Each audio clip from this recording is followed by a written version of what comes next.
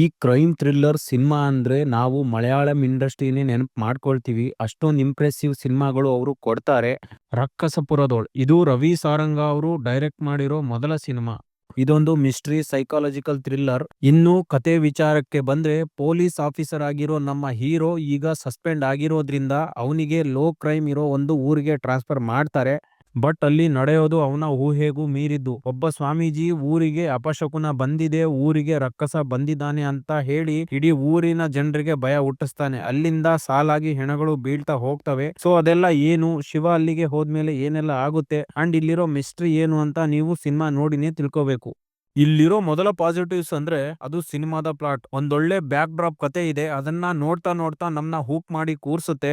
Mainly ಇದರ presentation. First frame ಇಂದಾನೇ main story start ಆಗುತ್ತೆ. ಯಾವುದೇ ಅನ್ನೆಸೆಸರಿ ಡ್ರಾಮಾನ ಆಡ್ ಮಾಡ್ದೇನೆ ಡೈರೆಕ್ಟ್ ಸ್ಟೋರಿಗೆ ಕರ್ಕೊಂಡು ಹೋಗ್ತಾರೆ. ಪರ್ಟಿಕ್ಯುಲರ್ಲಿ ಕೊನೆಯ 30ರಿಂದ 35 ನಿಮಿಷ ಮಾತ್ರ ಟ್ವಿಸ್ಟ್ ಮೇಲೆ ಟ್ವಿಸ್ಟ್ ಇಟ್ಟು ಸಿಕ್ಕಾಪಟ್ಟೆ ಎಂಗೇಜಿಂಗ್ ಆಗಿ ತೋರಿಸಿದ್ದಾರೆ. ಈವನ್ ಫ್ಲಾಶ್ ಬ್ಯಾಕ್ ಪೋರ್ಷನ್ ಕೂಡ ಸಿನಿಮಾಗೆ ತುಂಬಾ ಪುಷ್ ಕೊಟ್ಟಿದೆ. ಸ್ಪೆಷಲಿ ವಿಲನ್ ಪಾತ್ರ, ಅವರಿಗೆ ಕೊಟ್ಟಿರೋ ಕ್ಯಾರೆಕ್ಟರ್ ಇದೆಲ್ಲ ಹೆವಿ ಇಷ್ಟ ಆಯ್ತು. ತುಂಬಾ ಚೆನ್ನಾಗಿ ಬರ್ಕೊಂಡಿದ್ದಾರೆ ಆ ಭಾಗನ.